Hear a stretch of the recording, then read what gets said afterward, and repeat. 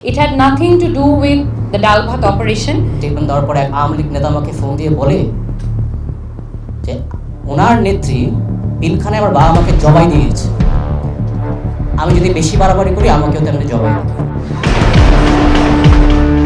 বাংলাদেশের ইতিহাসে ভয়ঙ্কর কালো দিন 25শে ফেব্রুয়ারি। না, ভিতরে অনেক গোলাগুলি হইতেছে এবং তো ওইখানে মানে একটা বাচ্চা গায়েও লাগছে। 2009 সালে এই দিনে ঢাকার পিলখানায় বিডিআর, যা পরিবর্তিত হয়ে বর্তমানে বিজিবি হয়েছে, সদর দপ্তরে ঘটে যায় নারকীয় এক হত্যাযজ্ঞ। অস্ত্রধারীদের নৃশংসতার শিকার হয়ে প্রাণ হারান বাহিনীর তৎকালীন মহাপরিচালক মেজর জেনারেল শাকিল আহমেদ সহ 57 জন সেনা কর্মকর্তা।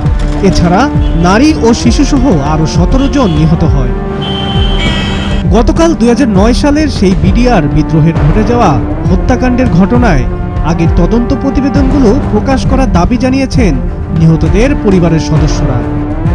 সেই সঙ্গে হাইকোর্ট বিভাগের রায় অনুযায়ী তদন্ত কমিশন করে পর্দার আড়ালে থাকা ষড়যন্ত্রকারীদের বের করে আনার দাবিও জানিয়েছেন তারা। আজকে যখন আমি এখানে বসে আছি, আমি কর্নেল নায়েদের মেয়ে নাবিলা হিসেবে বসে, আমি একটা সিটিজেন অফ বাংলাদেশ হিসেবে বলতে চাই যে কোনো সিটিজেনের এগেনস্টে যখন এরকম কিছু হয়, যেটা বিডিআর 2009-এ হয়েছে, আমাদের সবার দাঁড়ানো উচিত। গতকাল শনিবার রাজধানীর মহাখালীর রাওয়া ক্লাবে আয়োজিত পিলখানায় 57 অফিসার ও 17 সিভিলিয়ান হত্যার বিচারের দাবিতে শীর্ষক সংবাদ সম্মেলনে মোট 7 দফা দাবি জানান তারা।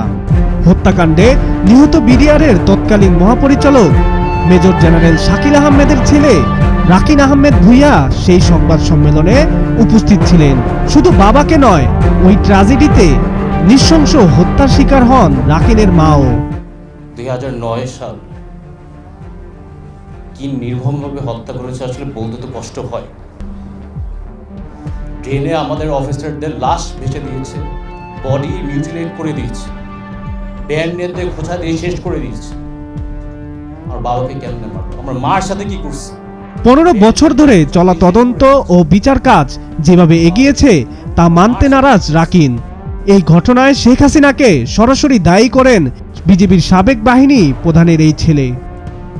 আসলে আমি সরাসরি বলে দিই, পৃথিবীর ইতিহাসে আমার মনে হয় না কোনো ইভেন্ট হয়েছে যেখানে একটা সিটিং প্রধানমন্ত্রী একটা বিদেশি রাষ্ট্রের সাথে ষড়যন্ত্র করে বাংলাদেশের রাজধানীর বুকে 57 সেনা অফিসার হত্যা করে।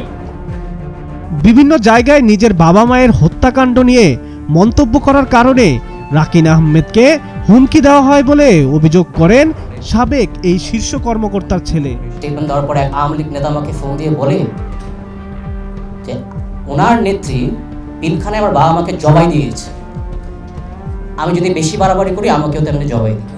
সংবাদ সম্মেলনে উপস্থিত নিহত আরও অন্যান্য পরিবারের সদস্যরা বলেন, এই হত্যাকাণ্ডের পিছনে আন্তর্জাতিক ষড়যন্ত্র ছিল। পুরো ঘটনা ভিন্ন খাতে প্রবাহিত করার জন্যই অপারেশন ডাল ভাত নিয়ে দ্বন্দ্বের কথা প্রচার করা হয়েছে। সো এটা একটা ইন্টারন্যাশনাল কনস্পিরেসি। যখন রিপোর্টস আসবে ইনশাল্লাহ আস্তে আস্তে, it's an international conspiracy.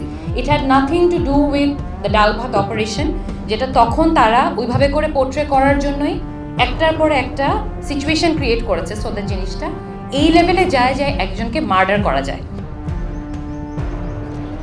Sabbir Hasan, Maasranga television.